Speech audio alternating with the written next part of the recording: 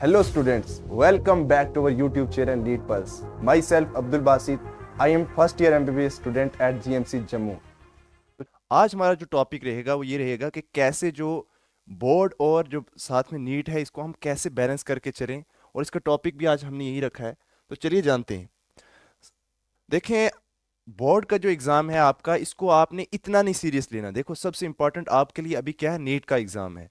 जब मैं पढ़ता था एज ए नीट एस्पिरेंट, मुझे पता है कि मैंने कैसे इसको बैलेंस किया है और किस तरह से मैंने बोर्ड का एग्ज़ाम दिया, किस तरह मैनेज किया। तो मैं अपनी जितनी मेरी एक्सपीरियंस है उसको भी आपके साथ शेयर करूंगा, और जो टीचर्स ने मुझे बताया था वो भी मैं आपके साथ शेयर करूंगा।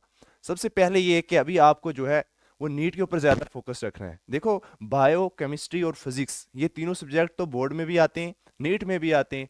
तो इनका सिंपली यही है, आप क्या करें, जितना आप नीट के लिए पढ़ रहे हैं वो इनफ रहेगा बोर्ड के लिए। बस ये है कि 90% तो वही आता है ना। अमर सर भी बोलते थे कि 90% वही आता है, सिर्फ जो है 10% जो है वो डेरिवेशन उसमें ज़्यादा आती हैं, उसमें न्यूमेरिकल्स थोड़े डिफरेंट आ जाते हैं, आपको वहाँ पर सॉल्व करने पड़ते हैं।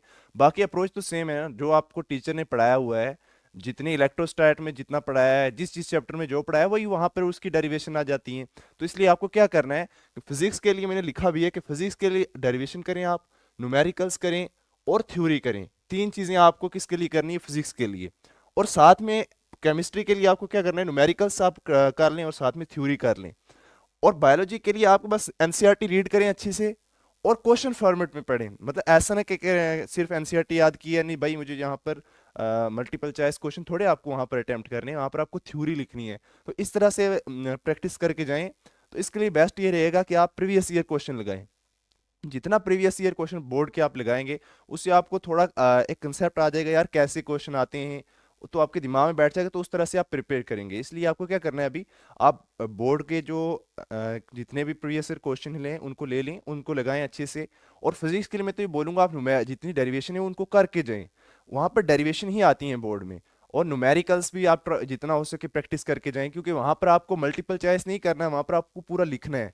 बोर्ड में जितना भी बोर्ड एग्जाम में आपको जितने मार्क्स मिलेंगे, ये सिर्फ इस चीज पे मिलेंगे कि आपने कितना वहां पर लिखा हुआ है। जितना हो सके अपने से लिख कर आए, जितना हो सके। उसके लिए मैं इंग्लिश और जो आपके एवीएस होगा, जो भी सब्जेक्ट होता है जिसका, उसके लिए बोलूंगा कि उसके लिए आप 10 दिन निकाल के हर रोज 2-2 घंटे पढ़े। मैंने तो ऐसे ही पढ़ा था, हर रोज 2 आवर्स पढ़ने। देखो भाई, जिसने अच्छे से प्रिपरेशन में दो कंडीशन लेता हूँ यहाँ पर, मैं आपको बताता हूँ। To conditions. फर्स्ट ये कि किसी ने प्रिपरेशन अच्छी की है नीट की, और दूसरा ये है कि किसी ने प्रिपरेशन अच्छे से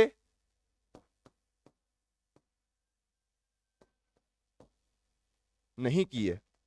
अब देखो भाई, मैं दूसरे दोनों कंडीशन में क्या कर, अगर आपने नीट की प्रिपरेशन अच्छे से की है, आपको पता है, कॉन्फिडेंस है आपको कि मैंने बहुत अच्छे से पढ़ा है और मेरी नीट में सिलेक्शन हो जाएगी, तो फिर आपको बोर्ड में इस वक्त जो है कुछ इतनी ज्यादा ध्यान देने की जरूरत नहीं है। बस इतना पढ़ के जाएं जिससे आपके अच्छे नंबर आ जाएं। और अगर दूसरे के लिए ये है कि दूसरे जिन्होंने नीट की प्रिपरेशन अच्छे से नहीं की है, तो वो क्या करें, अभी वो अच्छे से अभी जो है बोर्ड के ऊपर ध्यान दें। फिर आप जो है जैसे बोर्ड खत्म होता है तो नीट की तरफ आ जाएं। इससे क्या होगा, अगर आप बोर्ड का भी नहीं पढ़ेंगे अभी, तो आपकी नीट की भी अच्छी प्रिपरेशन नहीं है। और अगर आप चाहते हैं कि मैंने आगे ड्रॉप भी लेना है या बिल्कुल मैंने नहीं पढ़ा हुआ, तो उससे आपको क्या होगा कि अगर आप अभी बोर्ड भी नहीं पढ़ेंगे, जब आपके बोर्ड के मार्क्स आएंगे, रिजल्ट आएगा, तो उससे आपको डिमोटिवेशन आएगी।